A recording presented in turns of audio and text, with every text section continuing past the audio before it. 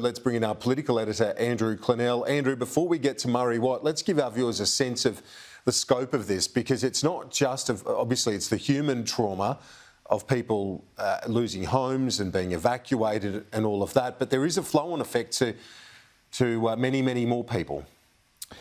Yes, well, we know there are thousands impacted by the floods and our thoughts go out to them, but it seems like it could affect millions of people on the entire east coast of Australia due to the fact that food growing areas have been severely affected. This is exactly what we saw after the Lismore and Hawkesbury floods in New South Wales earlier in the year.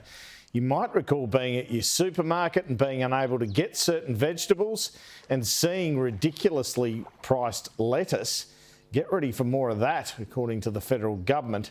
Treasurer Jim Chalmers must feel like he can't cop a break. Last week he was having to talk about electricity prices driving up inflation. Now he is saying the floods are going to drive inflation up even further. And the PM was joining in on that this morning. There's no doubt that this will have an inflationary impact as well as another hit to the budget. These are costs that are necessary in order to provide support for people.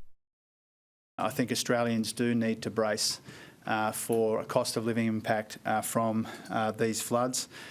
These are likely to push up the cost of living when Australians are already under the pump. It will also have obvious consequences for the budget.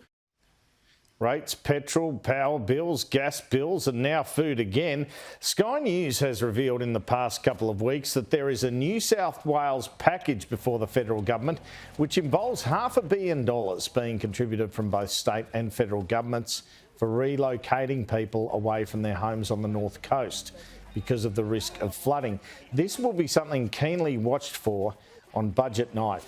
And in terms of the Victorian floods, you would think that a government stocks during a crisis lift unless there is a major stuff-up in terms of how flood victims are treated. So in terms of the Victorian election, which is only about a month away, you would expect the floods to potentially increase Premier Dan Andrews' vote, Kieran.